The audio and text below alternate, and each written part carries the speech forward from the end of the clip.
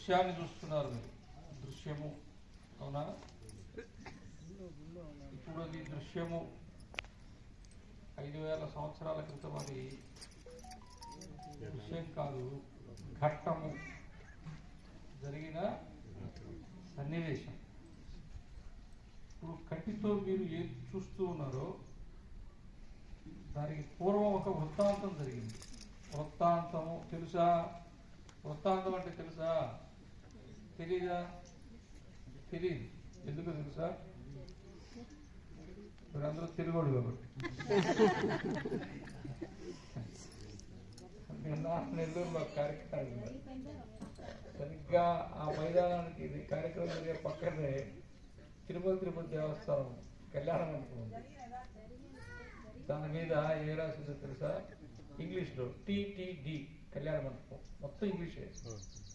అప్పుడు నిన్న సాయంత్రానికి నాకు అర్థమైంది, వెంకటేశ్వర స్వామి ఇంగ్లీష్ మీడియం చదువుకుంటున్నాడు. వదిలేదు ఈ ప్రజల్ని పరిపాలించాలంటే ఇంగ్లీష్ తెచ్చి తెలుగులో చెప్తే అర్థం కాదు. ఆయన ఇంగ్లీష్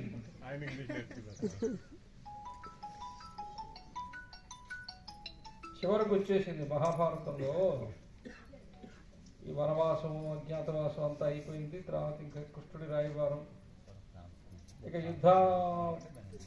మీరు మాట్లాడవద్దు. మీకేం మాటలు వచ్చినాయి? మీరు ఎందుకు మాట్లాడుతున్నారు? ఇది ఆశ్రమం. అవునా? అవునా? అవునైతే అవునని చెప్పండి.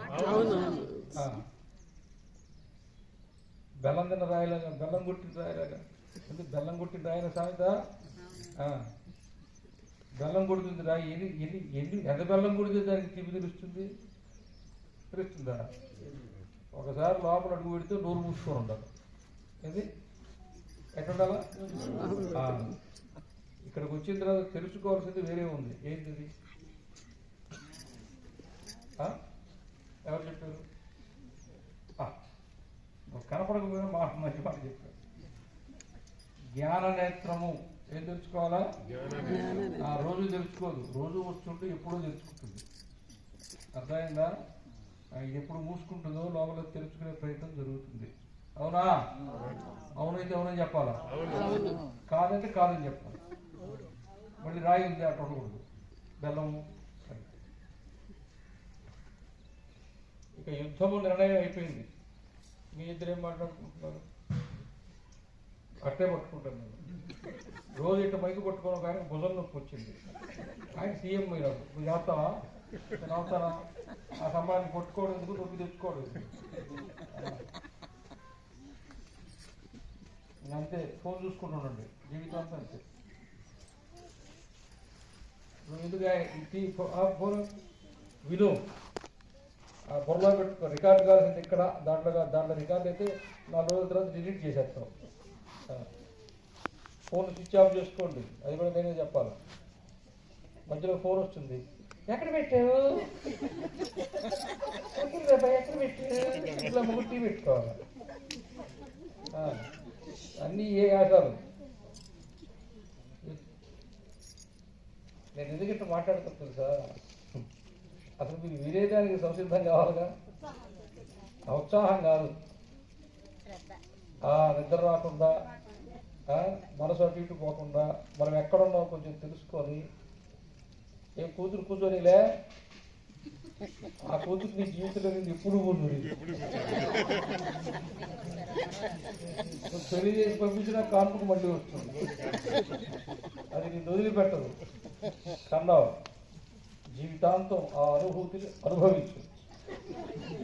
అనుభూతి బిడ్డలే కదా అనుభూతి, లేకపోతే ఎందుకు? యుద్ధము నిర్ణయం అవుతున్నది.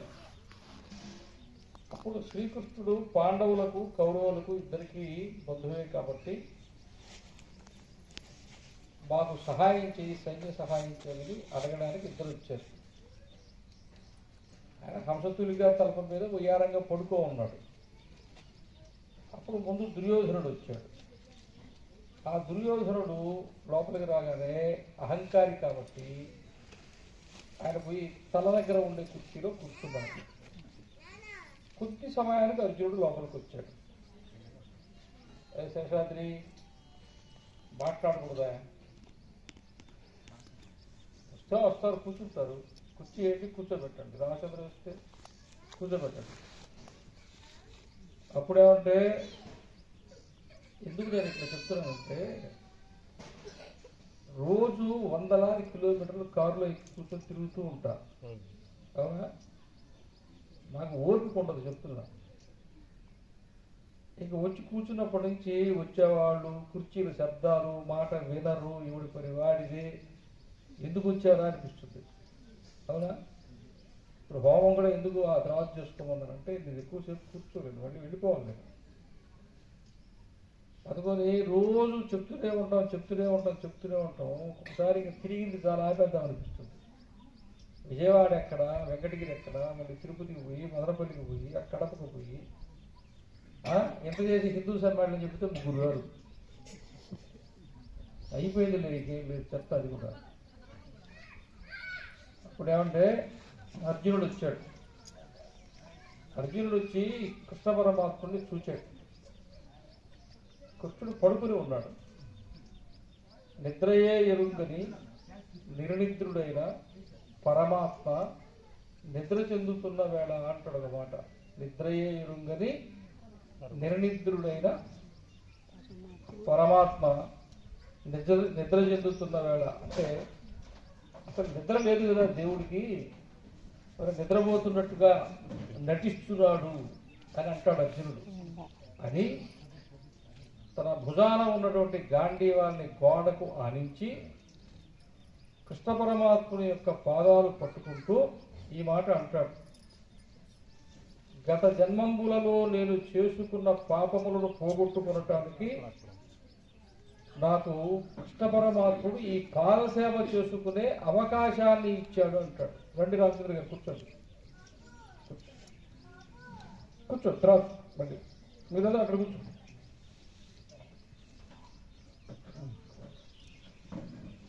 ఏమన్నారు మళ్ళీ ఇటు నామోహన్ చూడండి, కాసేపు చూడండి. అది బాగా లేకపోయినా చూడక తప్పదు, మీ కర్మ అనుభవించండి. కాదు అది దాటేశాం. గత జన్మంబులలో నేను చేసుకున్న పాపాలు పోగొట్టుకోవటానికి పరమాత్ముడు నాకు ఈ పాదసేవ చేసుకునే అవకాశాన్ని ఇచ్చాడు అని అర్జునుడు కృష్ణ పరమాత్ముని యొక్క పాదాలు ఉతుతాడు. అయిందా? కృష్ణుడు లేచాడు. ముందు అర్జునుడిని చూశాడు. బావా ఎప్పుడు వచ్చి తిరిగి అని అంటాడు. అప్పుడు ఏం లేచినవాడు కదా, కుర్చీలో తిరుగుతాడు. నువ్వు ఎప్పుడు వచ్చావు, అందరూ బాగున్నారు కదా అని ఆయన పరామర్శిస్తాడు దుర్యోధనుడిని. సరే ఆయన విషయం చెప్తాడు దుర్యోధనుడు. మా ఇద్దరికి కావలసిన వాడివి కదా, కాబట్టి సైన్య సహాయాన్ని మాకు చేయమని అడుగుతాడు. అడిగితే సరే నేను ఒక పక్షాన ఉంటాను, ఆయుధము పట్టను యుద్ధము చెయ్యను, ఆయుధము పట్టను యుద్ధము చెయ్యను. ఇంకొక పక్షాన నాతో సరి సమానంగా నేను ఎంత శక్తి సామర్థ్యాలతో యుద్ధం చేస్తానో అంతే శక్తి సామర్థ్యాలతో యుద్ధం చేసేటువంటి గో సంక్షప్తక గణము 10,000 సైన్యం ఉన్నారు నా వీరులు, 10,000. ఆ 10,000 ఒక పక్షాన ఉంటారు, నేను ఒక్కడిని ఒక పక్షాన ఉంటాను. వాడు పూర్తి శక్తి సామర్థ్యాలతో యుద్ధం చేస్తారు, కానీ నేను మాత్రము ఆయుధము పట్టను యుద్ధము చేయను. అర్జున నీకెవరు కావాలో కోరుకో అన్నాడు. దుర్యోధనుడు ఉండి ముందు వచ్చింది నేను కదా, కోరుకోమని అర్జునుడికి అవకాశం ఇస్తున్నాను అంటాడు. ముందుగా నీవు వచ్చితివి, ముందుగా అర్జునుడి నేను చూచితి. నువ్వు ముందు వచ్చావు కానీ అర్జునుడి ముందు నేను చూచా. అంతేకాదు నువ్వు సర్వస్వతంత్రుడివి.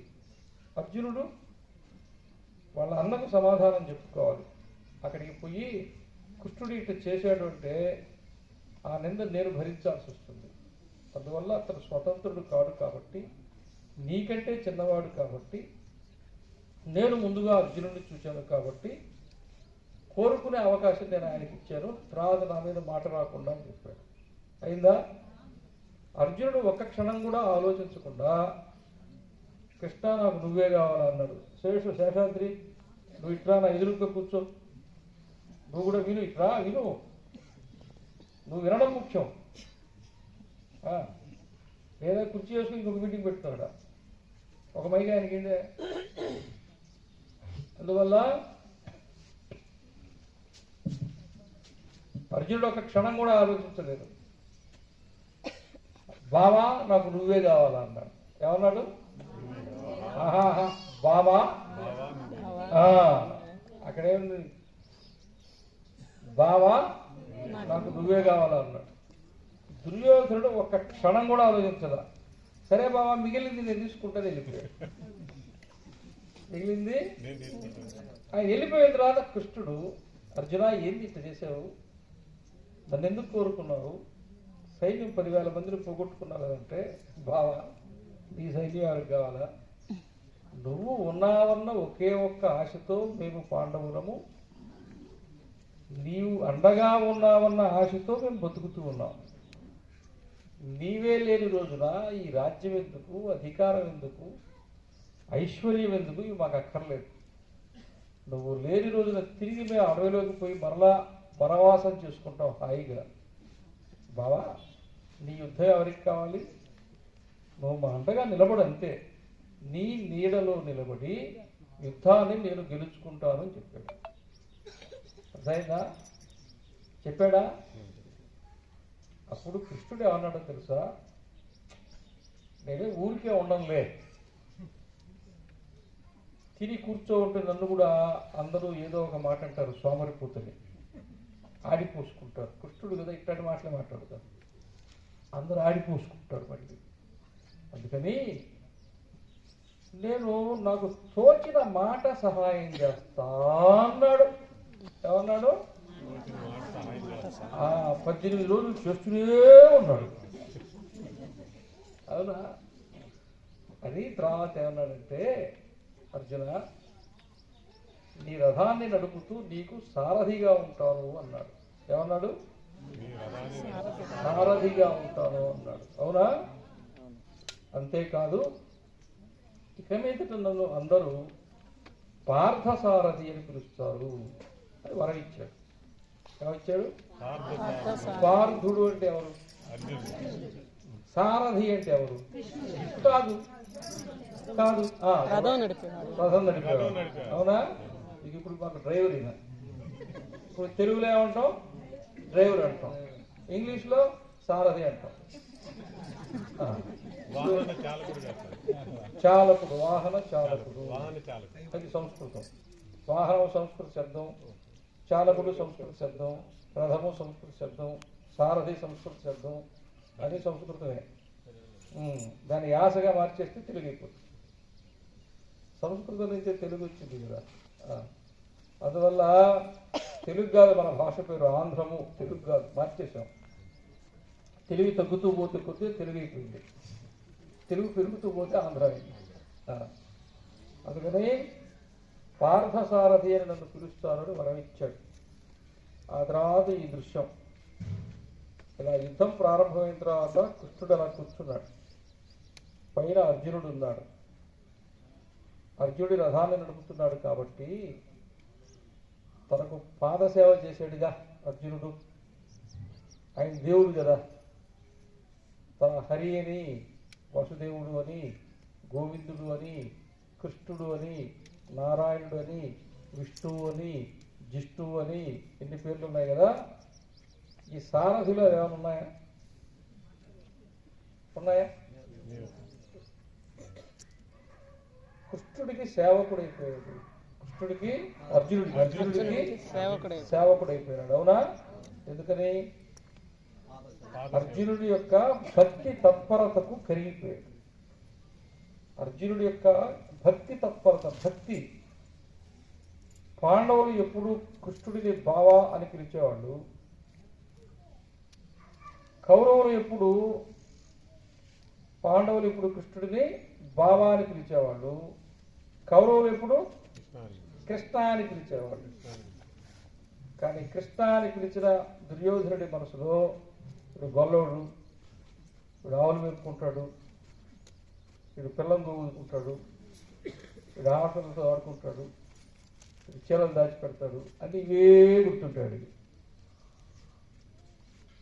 కాబట్టి ఎప్పుడు కూడా కౌరవులకు అహంకారంతో కళ్ళు మూసుకుపోయి భగవంతుడిని కించపరిచేటువంటి స్వభావమే ఉంది. అది వాడి సంస్కారం. కానీ పాండవులు ఎప్పుడు బావా అని పిలిచినా హృదయంలో బావే కానీ భగవంతుడు అనే భావన ఉంది. ఈయన మనిషి కాదు, మాకు బంధువే, మా బంధువే, మా మేనత్తు కొడుకే, మాకు పిల్లనిచ్చిన వాడే, మా బావే. కానీ భగవంతుడు దేవుడు ఇలా అనేటువంటి స్పృహ, ఆ భావన ధారణ పాండవులకు ఉంది. అవునా? అందుకని ఆ కృష్ణ పరమాత్ముడు నమ్ముకుని వచ్చారు. అప్పుడు 18 రోజులు ఇలా కూర్చున్నాడు ఆయన సారథిగా. వెనక అక్కడ అర్జునుడు నిలబడి ఉన్నాడు కదా. కుడి పక్కకు పోవాలంటే కుడి భుజాన్ని, కుడి పక్కకు పోవాలంటే కుడి భుజాన్ని, ఎడం పక్కకు పోవాలంటే ఎడమ భుజాన్ని, కృష్ణ పరమాత్ముడు భుజాన్ని అర్జునుడు తొక్కుతూనే ఉన్నాడు 18 రోజులు. ఒక్క నిమిషం పాదసేవ చేసుకున్న వారికి దేవుడు ఎంత కరిగిపోయినాడో, ఎంత సేవకుడైపోయినాడో, తన ఉనికిని కోల్పోయినాడో. అవునా? పార్థసారథి తన పేరు పోగొట్టుకున్నాడు. చిన్నప్పుడు నోరు తెలరా, నోట్లో మట్టిందంటే అండపెండ బ్రహ్మాండాలు చూపించాడు. ఈరోజు అర్జునుడు యుద్ధం చేస్తుంటే ఆ యుద్ధము ధర్మస్థాపన కొరకు కాబట్టి అర్జునుడి కాళ్ళ చేత తొక్కించుకున్నాడు. ఇప్పుడు ఎంత చెప్పిన తర్వాత కూడా దేవుడి ఉనికిని, దేవుడి స్వభావాన్ని, భగవంతుని యొక్క హృదయాన్ని, భగవంతుని యొక్క తత్వాన్ని మనం అర్థం చేసుకోకపోతే ఎట్టా? ఇది పెట్టుకుంది అందుకు. ఇక్కడ అర్జునుడు యజమానిగా ఉన్నాడు, భగవంతుడు సేవకుడిగా ఉన్నాడు. కాబట్టి ఇక్కడికి వచ్చిన వాళ్ళు చూడవలసింది ఏంటంటే, నేను అర్జునుడిని ఎట్ట కావాలా, కృష్ణుడికి దండం పెట్టద్దు, అర్జునుడు కావడానికి చేసే ప్రయత్నం చేసి దండం పెట్టు. అందుకు ఇది పెట్టుకున్నాం. కృష్ణుడు చాలా మంది మా దేవుడు అది చేస్తాడు ఇది చేస్తాడని చెప్తుంటారు. కృష్ణుడు చేయని దేవుడి. రామ అవతారంలో రాముడు వనవాసానికి వెళుతుంటే చెట్లకి కాళ్ళు వేసి కిందకి వేలాడుతూ తపస్సు చేసేటువంటి ఋషులు కూడా శ్రీరాముడి అందాన్ని చూచి కొంపగోడు లేకుండా బ్రహ్మచారులయ్యి, బ్రహ్మనిష్ఠులయ్యి, సర్వసంగ పరిత్యాగులయ్యి, చెట్టుకు వేలాడుతూ ఆకులు అలములు తింటూ నీళ్లు తాగుతూ కేవలం గాలి పీలుస్తూ యోగనిష్టతోటి ఎవరైతే తపస్సు చేస్తున్నారో అటువంటి మహా తపస్సులు కూడా శ్రీరామచంద్రుడి అందాన్ని చూచి అబ్బా ఈ రాముడు అమ్మాయి ఏంటి పెళ్లి చేసుకునేవాడు అనుకుంటాడు. ఎవరు? ఈ ఋషులు మగవాళ్ళు. ఈ శ్రీరాముడే గనక అమ్మాయి అయి ఉంటే,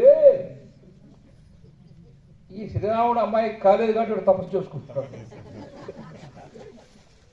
ఒక కవి అంటాడు, రావణాసురుడు చంపాలంటే లంకకు రాముడు పోవాల్సిన అవసరం లే, లక్ష్మణుడు పోయి చంపేసి వస్తాడు.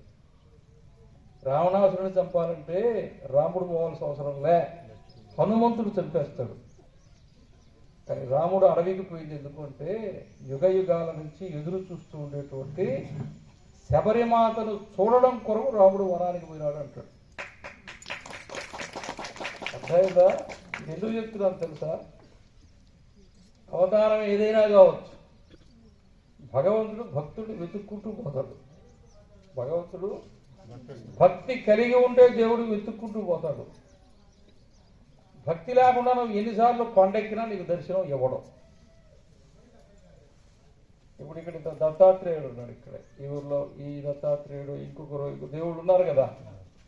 ఆ దేవుణ్ణి ఇక్కడ దర్శనం చేసుకోకుండా, వెంకటగిరిలో పోలేరమ్మ చూడకుండా, శివుణ్ణి చూడకుండా, దత్తాత్రేయుని చూడకుండా నేరుగా కారికి కొండకపోతే ఈ దేవుళ్ళందరూ ఈ నడమ ఒక వాట్సాప్ గ్రూప్ పెట్టుకున్నారు.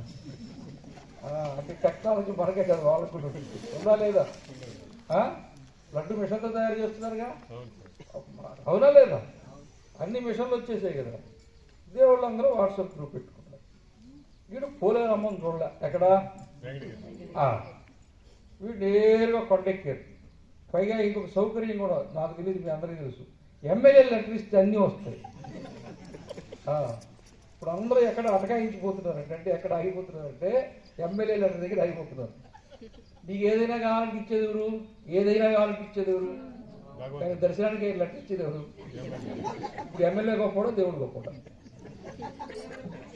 కాదు. వీడికి లెటర్ ఎమ్మెల్యే లెటర్ ఇవ్వకపోతే దేవుడు దర్శనం ఎప్పుడు కావాలి? అందుకని అక్కడ ఆగిపోయాం మనం. అర్థమైందా? అందరూ ఎమ్మెల్యే లెటర్, ఎమ్మెల్యే నాకు ఫోన్ చేస్తుంటారు, ఏమన్నా అంటే ఏమన్నా ఏ ఉండదు, నాకే నీకే ఉండదు పో. అవునా? కొండెక్కిన తర్వాత వీళ్ళన్నీ సౌకర్యాలు చూసుకొని అమ్మాయి లోపలికి పోతారు. అవునా? లోపలికి పోయి వీడు కనుక వాట్సాప్ గ్రూప్ వెంటనే ఓపెన్ చేస్తాడు. ఆయన ఒకసారి భక్తులు ఇలా స్కాన్ చేసి వెంకటగిరి పోలేరా పంపిస్తాడు. మీరు ఎప్పుడైనా చూసావా అని.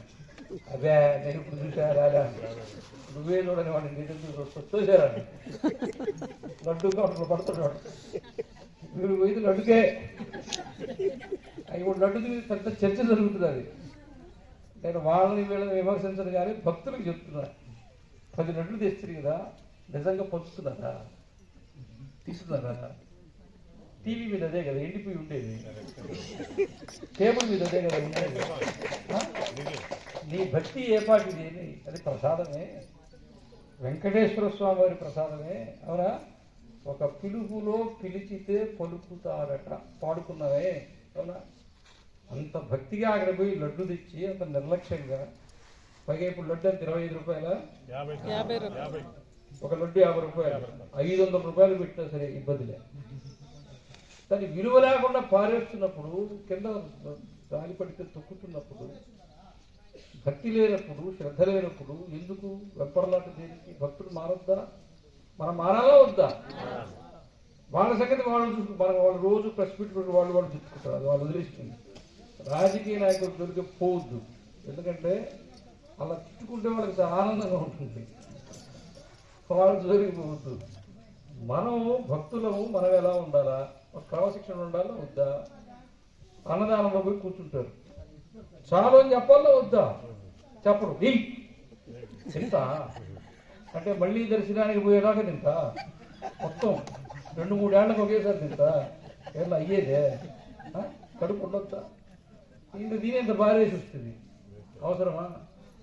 మారాలా వద్దా? అక్కడ కానీ మీటింగ్ పెట్టుకున్నాడు, సరిపోవచ్చు. కృష్ణాపట్నంలో 2 ఓడలు పెట్టుకున్నాడు ఆయన, 1,00,000 కోట్లు. అది మునిగిపోతాయని ఫోన్ చేసి, అవును, సెల్ ఫోన్ వచ్చిన తర్వాతనే లక్షల కోట్ల వ్యాపారం చేస్తున్నారు అందరూ.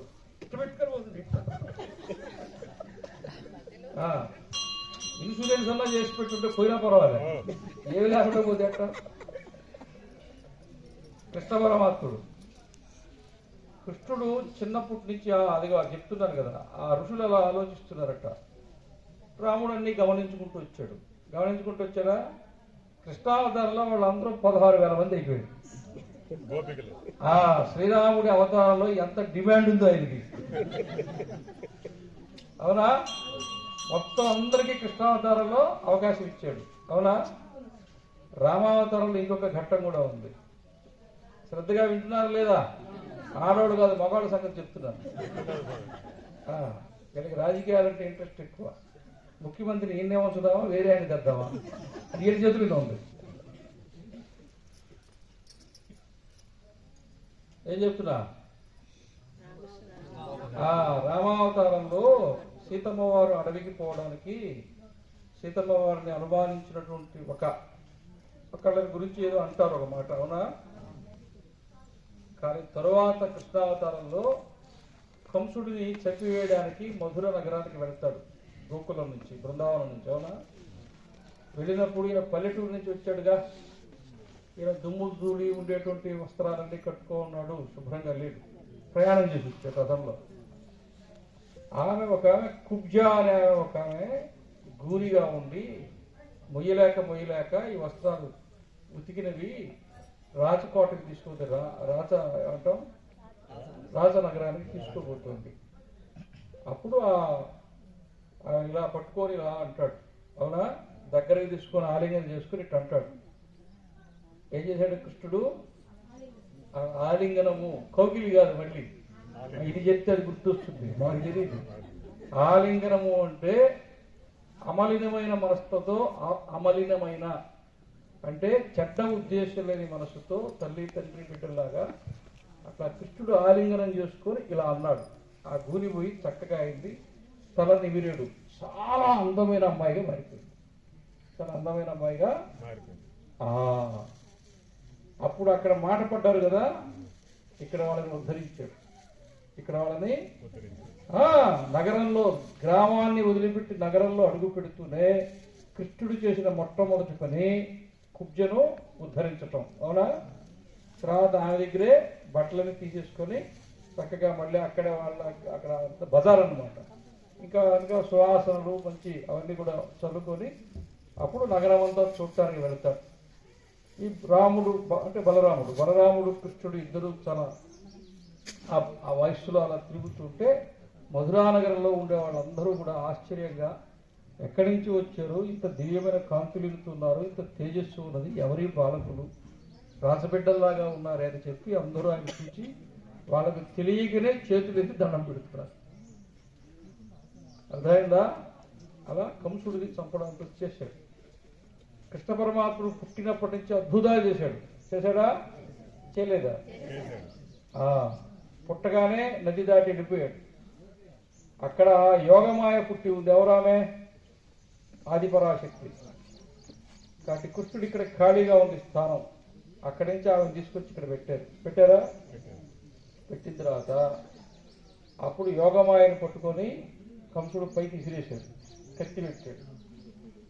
కానీ పైకి మీరందరూ ఇక్కడ వచ్చి కూర్చోండి, ఇప్పుడు ఏం మళ్ళీ కట్టిద్దాం ఇట్లా.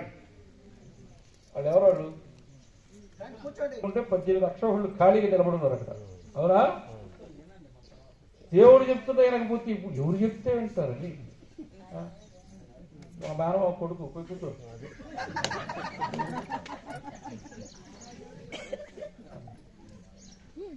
అర్థమైందా?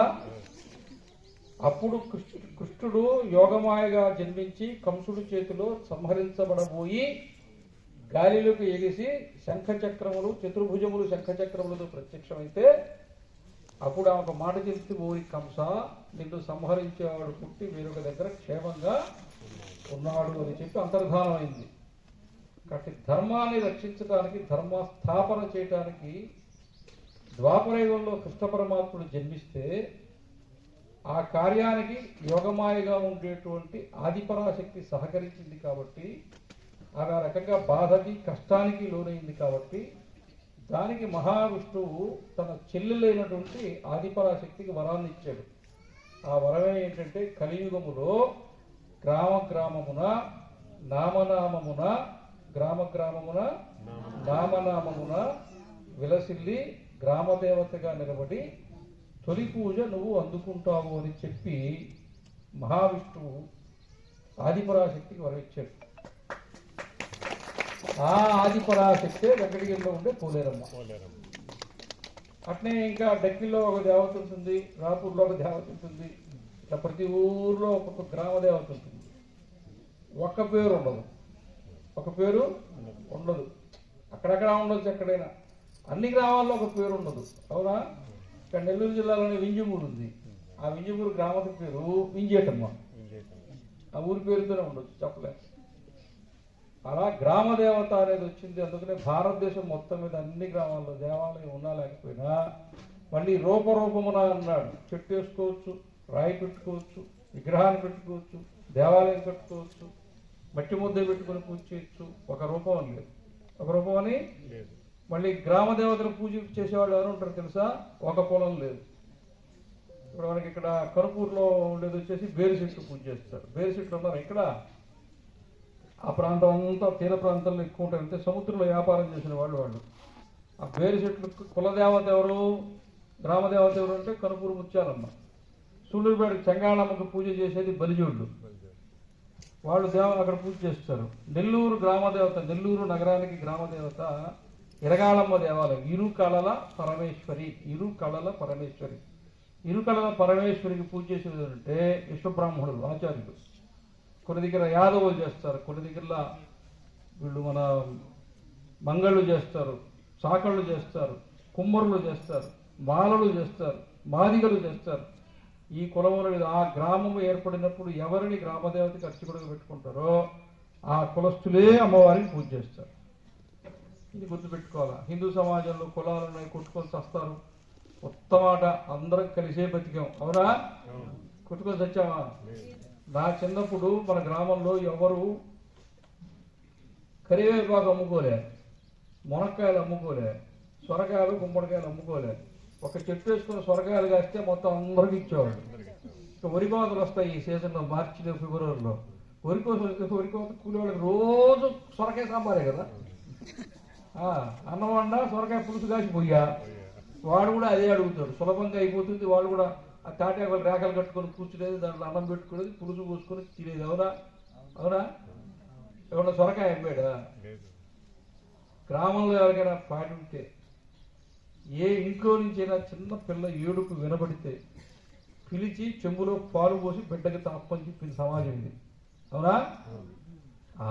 ఇప్పుడు ఏమంటే నేను నెల్లూరులో ఉంటానా, పొద్దున్నే కారు వేసుకునే కదా ఊరికి కార్యాలయం పోతుంటే మా డ్రైవర్కి ఫోన్ చేసి చెప్తారు, వస్తూ పెరుగు ప్యాకెట్ తీసుకోరు. ఎక్కడికి? పల్లెటూరుకి. పల్లెటూరులో పాలు లేవు, పెరుగు లేదు.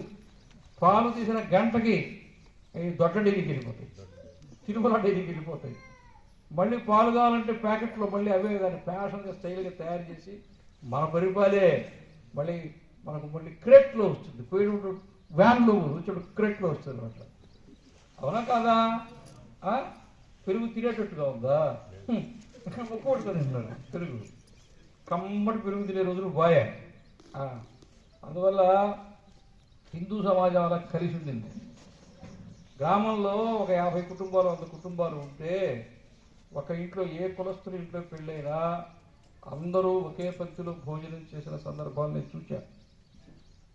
మన సమాజం కలిసి ఉండింది. ఇప్పుడు విడిపోయింది.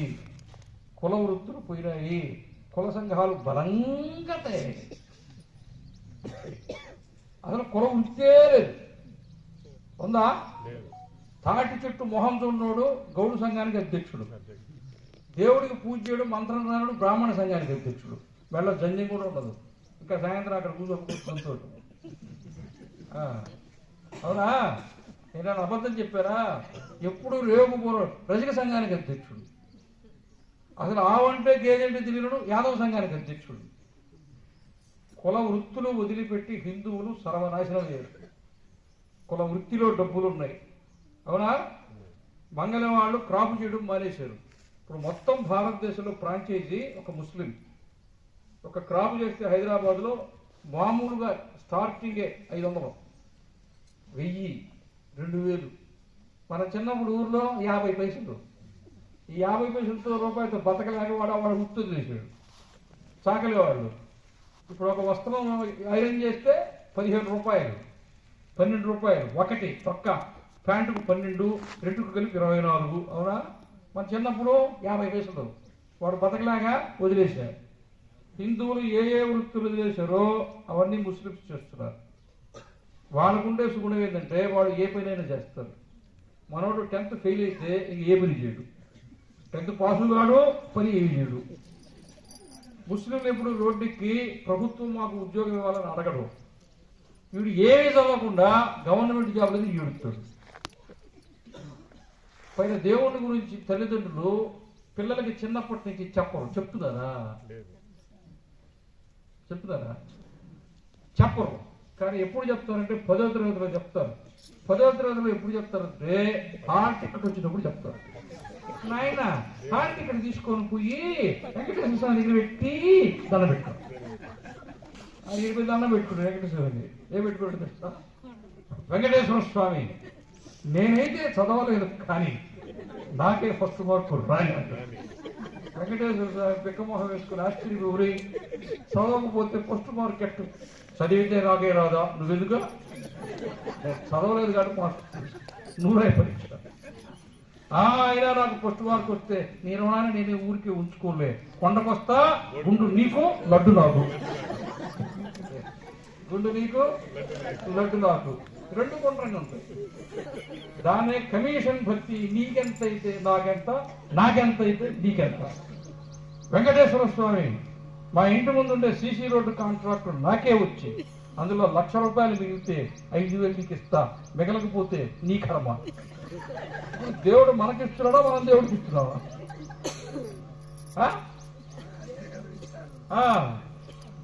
ఇంక ఈ అర్చకులు ఉంటారు గ్రామాల్లో, నాకు టౌన్లో కూడా తక్కువేం లేదులే.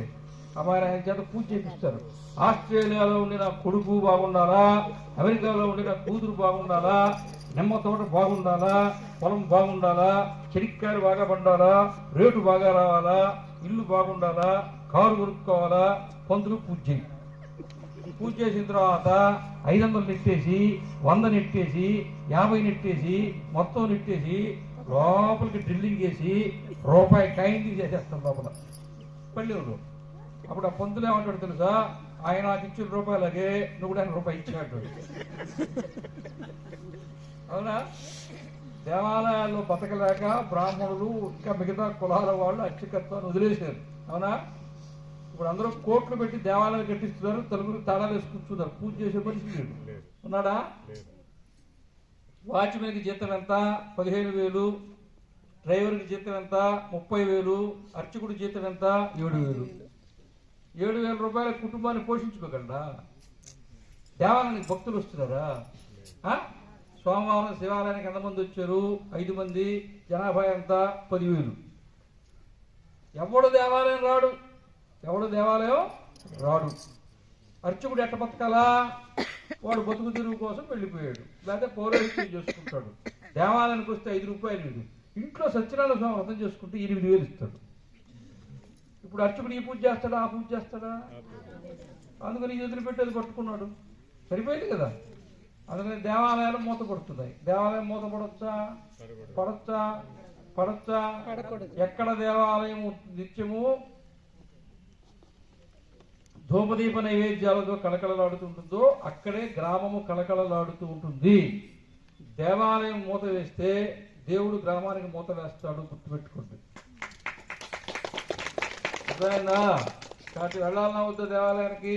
అందరూ వెళ్ళాలా? ఎలా వెళ్ళాలా? కుటుంబంతో వెళ్ళాలా? ఆడవాళ్ళు పోతారు, మగోళ్ళు పోరు.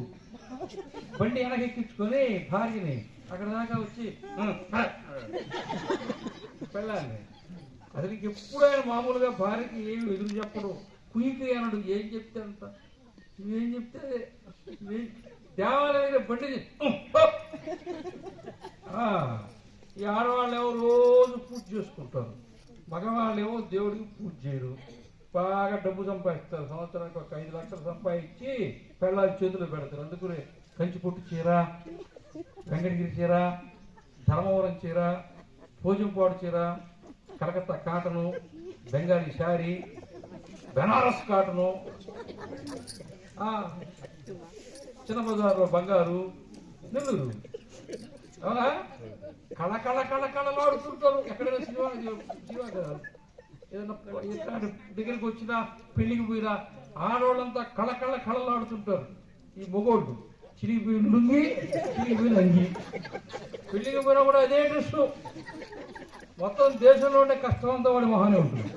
ఎందుకని? దేవుడికి ముక్తే కదా. అర్థమైందా? ఎవరికి? వెనకుండేవాడు, బ్యాక్ సైడ్. పూర్వకాలం వాడు ముందు కూర్చునేవాడు, మీ దెబ్బకు భయపడి వెనక్కి. పూర్వకాలంలో కూర చేస్తే మా ఆయన వస్తాడు, పాపం ఎండలో పని చేస్తాడు చేను చెట్టు కింద అని చెప్పి అటికలో దగ్గర మీకు తెలియదులే, అటికలో ఒకటి ఉండింది. అటికలో అవన్నీ అట్ట పక్కకి నెట్టి ఏదో అని చేసుకొని తిని ముగ్గురు కోసం ఎదురు చూస్తుండేది పెళ్ళాం. అవునా? నిజమే కాదా? మగవాళ్ళకి మాట్లాడకంటే ప్రాణాలు పోతాయి. ఏం బా కూడా లే, ఏం బా అంటే రమ్మని వాంగా, నువ్వు రాలే వద్దు, కొంపలో ఉండద్దు. నువ్వు లేకపోతే నాకు సంతోషం. ఏ స్త్రీ మగవాడితో సంసారం చేయట్లే, టీవీలో చెప్తున్నారు. ఒక్కొక్క రాత్రి 1 గంట దాకా దేవుడికి మొక్కుకోండి, చివరి సీరియల్ చూసేదాకా పడుకోను. ముక్కు కూడా మళ్ళీ పొద్దునే లేవాల్సి వస్తుందని 12 గంటల దాకా టీవీ చూసి 12 కల్లా ముగ్గురు వేసుకొని పడుకుంటున్నారు. పొద్దున్న 9కి లేస్తారు. పొద్దున మీరు కాదులే, వేరే వాళ్ళు. అవునా? అర్థమైందా? అందుకని ఏం బా వస్తూ వస్తూ కరిగిపోయింది ఏమో తీసుకోరా, వేడి వేడిగా అది కట్టించుకోరా. ఈ వేది వంట చేసేది, అడిగిలో పక్కకు నెట్టేది, ముగ్గురు కోసం ఎదురు చూసేది నేనేలే. అసలు నేను అలా చేయగొడుక్కునేది కూడా పోయింది ఏలే. అంటే బర్రె ఎప్పుడు మూతి కొడుకుందా, కొన్ని ఆవు కొడుకుందా? సృష్టిలో దేనికి తెలియదు మనిషికి దేనికి సమానమైన ప్రకృతి నేను కూడా కొడుకున్నాను. పూర్వకాలం వండుకొని తినేవాళ్ళు ఇప్పుడు పిండుకొని తింటున్నారు. క్యారీ బ్యాగ్, పప్పు అంత ప్యాకెట్టు, రసం అంత ప్యాకెట్టు, సాంబార్ అంత ప్యాకెట్టు, అంత ఓపిక కూడా బాగుంది. కనకరే కొనగడం పెండడం, కొనగడం పెండడం. ఉండే ఒక్క కొడుకు హాస్టల్కు పోయా, ఇక ఉండేది పోలి వాడు ఇద్దరే రంగి రంగడం. మన ఆవు అట్టాటి ఏంటిదే చేపల ప్లేట్, దాంతో కూడేసుకునే, అంత కూర వేసుకునే. మరి దాన్ని ఏమంటే ఈ 3,000 ఈ 3,000 అన్నం తినేది. పూర్వకాలం ఈ 3,000తో పూజ చేసేవాళ్ళు, ఇప్పుడు భోజనం చేస్తున్నారు 3,000 పుచ్చుకు. మళ్ళీ కొంచెం రైట్గా అన్నం తినేది కూడా స్టైలుగా. అమ్మాయి నవలకు పోతుంది, అమ్మాయిని మింగి తిని అది అరక్కపోయ, పళ్ళకు అలవాటైంది, పళ్ళు అవసరం లేదు మనిషికి అనుకున్నారు. 32 పళ్ళు రావట్లే. గత 20 ఏళ్ళుగా మనుషులకు పుట్టిన వాళ్ళకి 30 పళ్ళే వస్తున్నాయి. ఇప్పుడు ఎవరు కింద కూర్చొని భోజనం చేయడంలే. ఒక 30 ఏళ్ళు కింద కూర్చోకుండా కుర్చీల్లో కూర్చొని భోజనం. అప్పుడు శరీరానికి ఏమర్థం అవుతుందంటే ఈ శరీరాలకు మోకాళ్ళు అవసరం లేదు, పైనుంచి తినేదాకా ఒకటే కట్టి వస్తుంది చేసినట్టు. పొడుగాటి కట్టేసుకొని పైన చిన్నాళ్ళలో పైన పెట్టులు తిరుగుతుంటారే, అట్ట మనుషులు తిరగాల్సి వస్తుంది. ఇంకా మోకాళ్ళు కూడా రావు. అర్థమైందా? ఇవన్నీ చెప్పేది మీకు జోక్గా ఉందా? జీవన విధానం మారిపోయింది. మనము జీవితము మనుషుల్లాగా చేయట్లేదు. జీవన విధానమే ఆధ్యాత్మికమైనది. నువ్వు కూర్చుంటే, నువ్వు లేస్తే, నువ్వు చూస్తే, నువ్వు అంటే, నువ్వు వింటే అందులో దైవత్వం ఉండాలా. మనిషి పుట్టినవాడు మనిషిగా తయారు కాడు, మనిషి కాడు. అవునా? ఆవు ఈనగానే ఆవు దూడ ఆవు పొదుగులోకి వెళ్ళి పాలు తాగుతుందా? తాగదా? గేదె ఈన తర్వాత బర్రె ఈన తర్వాత పోయి పొదుగులో పాలు తాగుతుందా? తాగదా? కొద్దిసేపు అయిన తర్వాత అదే బుద్ధి. ఆ అడవిలో ఇంత నువ్వు ఉంటా అక్కడ అదే లేచిపోతుందా? సింహం పిల్ల తాగటం వల్ల, పులి పిల్ల తాగడం వల్ల, జింక పిల్ల తాగడం వల్ల, ఎలుగు పిల్ల తాగడం వల్ల అవన్నీ మనం పోయి తీసుకోపోయి అమ్మ మీ అమ్మ పాల కన్నా అని పెడతామా? అదే తాగడం వల్ల కుక్కలు తాగట్లా, కుందేళ్లు తాగట్లా, తాగుతున్నాయి లేదా?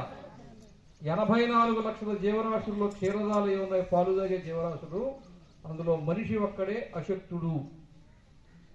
పుట్టిన తర్వాత నా అంతటి నేనుగా పోయి అమ్మ పాలు తాగగలనా? లేదు. మనిషి పుట్టిన తర్వాత మొట్టమొదటి జరిగేది ఏంటో తెలుసా? తన తల్లిని, తన తండ్రిని, తన రక్త బంధువుల్ని చూడరు. మనమైతే చిన్నప్పుడు నా వయసు వాళ్ళైతే మంత్రసానిని చూశారు, ఇప్పుడైతే డాక్టర్ను నర్సును చూస్తారు. అవునా? మేము పుట్టినప్పుడు చాటలో పడ్డాం. అవునా? చాట ఎవరు పట్టుకున్నారు? మంత్రసాని కులం సాకలి వాళ్ళు.